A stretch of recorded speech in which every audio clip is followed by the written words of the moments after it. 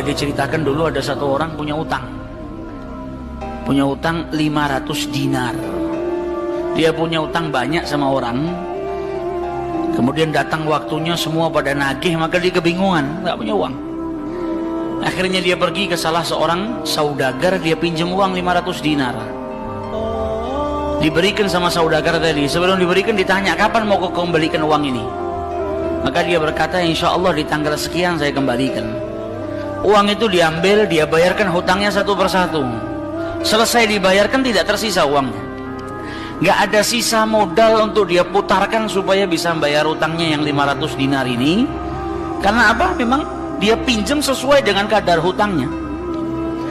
Sampai ketika datang waktu jatuh tempo, yang punya uang datang ke rumahnya nagih, mana uang 500 dinar yang kau pinjam? Kau janji hari ini akan melunasinya. Maka dia bilang, demi Allah sepeser pun saya nggak punya. Saya belum mendapatkan apa-apa untuk saya bayarkan kepada dirimu. Maka yang punya uang nggak mau tahu. Engkau janji tanggal sekian mau kau bayar, sekarang sudah jatuh temponya, maka bayar hutangmu sesuai dengan ucapanmu. Dia bilang, saya nggak punya. Kalau begitu ayo pergi ke Qadhi, pergi ke hakim. Nggak benar ini perbuatanmu. Maka yang ngutang tadi dibawa sama yang punya uang ke hakim. Diceritakan perkaranya, ditanya sama hakim, kenapa tidak kau bayar hutangmu? Bukankah engkau berjanji hari ini akan melunasinya? Dia bilang, iya saya berjanji, tapi saya nggak punya uang. Saya bukan pengkhianat, bukan orang yang mau berdusta. Kalau berdusta saya akan bilang saya nggak punya uang. Nggak ada perjanjian di sini, nggak ada bukti. Tapi saya ngaku kalau saya punya hutang dan hari ini saya nggak punya uang untuk saya bayarkan. Maka Qadhi berkata, apa kalau begitu kau melanggar janjimu, maka engkau harus dihukum, engkau harus dipenjara. Maka yang utang tadi bilang apa? Kalau begitu ya sudah, kalau memang hukumannya saya harus dipenjara karena saya nggak bayar utang, ya sudah saya terima. Tapi tolong berikan saya waktu 1 hari. Saya mau kembali ke rumah saya mau izin dengan istri dan anak-anak saya. Besok saya akan kembali ke sini lagi dan masukkan saya ke dalam penjara. Maka sang hakim berkata apa? Bagaimana mungkin saya bisa percaya dengan dirimu? Siapa yang menjamin dirimu? Kalau ada yang menjamin kau bakal kembali ke sini, maka saya lepaskan. Dia bilang, ya Qadhi, kalau saya niat lari sudah dari kemarin-kemarin saya lari. Kalau saya niat lari saya nggak datang ke sini. Maka percayalah saya akan kembali di esok hari. Maka kata Qadhi, jaminannya apa? Akhirnya lelaki tadi bilang apa? Jaminannya yang menjamin saya adalah Rasulullah SAW. Maka sang hakim bingung. Maksudmu yang menjamin Rasulullah ini bagaimana? Dibilang, ya hakim, kalau saya besok nggak kembali ke tempat ini, saya bersedia ditolak menjadi umatnya Nabi besar Muhammad SAW. Ini tidak main-main sumpahnya. Dan ini bukan sembarang orang, memang orang yang soleh. Dia bilang, berikan saya waktu sebentar, saya kembali kepada keluarga saya pamit dengan istri saya, besok saya kembali. Saya bersumpah dan saya siap dikeluarkan dari umatnya Rasulullah, nggak dianggap sama Rasulullah kalau sampai saya berdusta.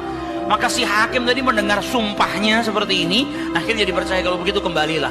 Maka dia kembali ke rumah, dia ceritakan kepada istrinya, dia minta izin sama istrinya, suamimu ini mungkin besok di penjara karena nggak bisa bayar utang. Kata istrinya, kalau kau dihukum penjara, terus apa yang bisa membuatmu keluar sekarang ini? Kok tidak langsung di penjara, kok bisa kembali ke rumah? Kata suaminya, karena saya mendapatkan jaminan. Dari siapa? Dari Rasulullah. Dia ceritakan, saya bersumpah kalau saya nggak kembali di esok hari, saya rela tidak dianggap sebagai umatnya Rasulullah SAW. Maka istrinya berkata, selagi engkau ini mendapat jaminan dari Rasulullah atau kau menjaminkan Rasulullah SAW, maka ayo kita perbanyak sholawat. Semoga Nabi besar Muhammad SAW benar-benar menjamin dirimu. Sholawat itu manfaatnya besar. Sholawat ini berkahnya luar biasa. Maka si suami sama si istri kemudian diperbanyak sholawat, membaca sholawat yang sangat banyak sampai mereka akhirnya tertidur. Yang laki yang punya utang tadi ketika tidur mimpi berjumpa dengan Rasulullah SAW. Dan Nabi dalam hadisnya telah bersabda, man ra'ani faqad ra'ani haqqa. siapa yang mimpi berjumpa dengan diriku, maka sesungguhnya itu aku. Karena syaitan gak bisa menyerupai Nabi besar Muhammad SAW. Dan orang yang dalam hatinya ada mahabbah, orang yang rindu, orang yang membersihkan dirinya, orang yang memang benar-benar ingin berjumpa dengan Rasul SAW, akan diperjumpakan oleh Allah Subhanahu Wa Taala dalam mimpinya ataupun dalam keadaan yaqdzatan. Karena Nabi pun menjelaskan ada orang-orang yang bisa melihat Rasulullah SAW dalam keadaan sadar.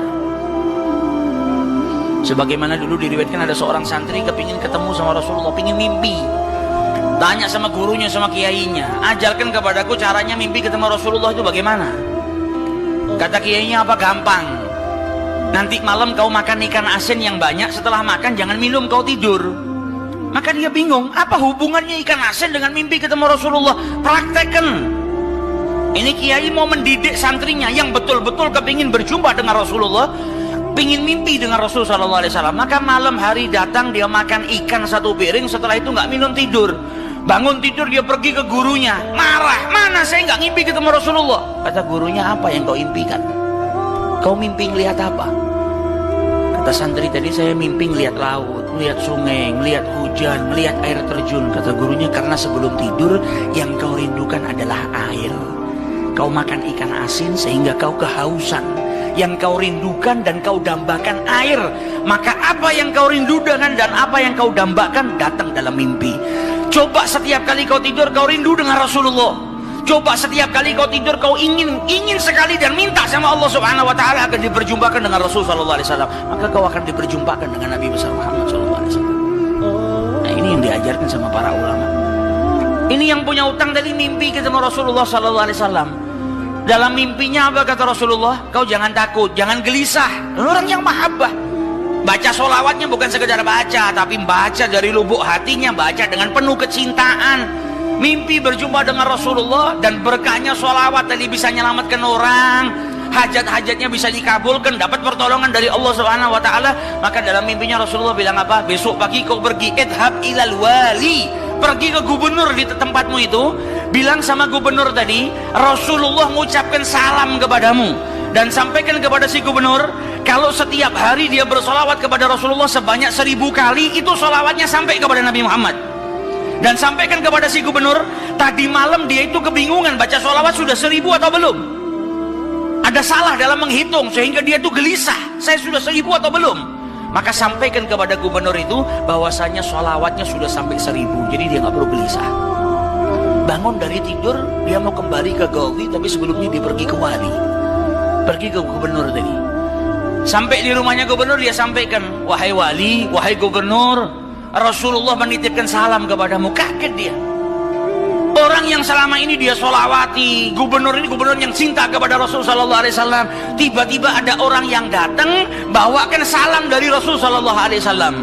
Nabi Muhammad berkata kepadamu, wahai gubernur, sholawatmu yang kau baca 1000 kali setiap hari sampai kepada Rasulullah. Dan tadi malam ketika engkau kebingungan sholawatmu itu sudah 1000 atau belum, ternyata sudah 1000. Nabi ngabarkan kau jangan takut, jangan gelisah, karena sholawatmu seperti biasa, istiqomah kau baca, jumlahnya sudah 1000. Dan Nabi Muhammad minta engkau bantu diri saya untuk melunasi hutang.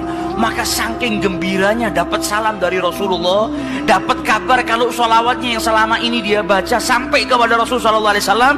Ditanya utangmu berapa? 500 dinar. Diambilkan 500 dinar dari Baitul Mal. Setelah itu diambilkan lagi 2500 dinar dari uang pribadinya. Ini hadiah buat dirimu karena kau datang bawa kabar gembira kepadaku, yaitu Rasulullah Sallallahu Alaihi Wasallam mengucapkan salam kepadaku. Mahabbah.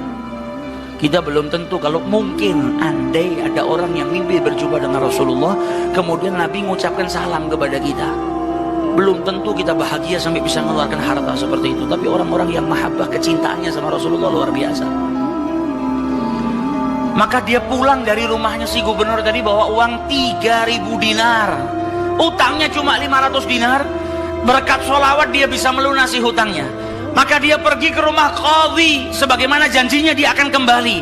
Dia ketuk pintu rumah qadhi, maka qadhi tadi ketika buka pintunya langsung memeluk orang tersebut, nangis yang luar biasa dan berkata apa? Alhamdulillah, berkat dirimu tadi malam saya mimpi ketemu Rasulullah SAW. Kata Rasulullah apa? Kalau engkau membantu orang yang punya utang itu untuk melunasi hutangnya, maka aku akan membantumu kelak di hari kiamat. Diambilkan uang 500 dinar diberikan kepada orang tersebut. Sampai Ghadhinya pun diimpiin sama Rasulullah SAW. Keluar dari rumahnya Ghadhi bawa uang berapa? 3.500 dinar. Dia pergi ke tempat orang yang dia utangi mau bayar utangnya.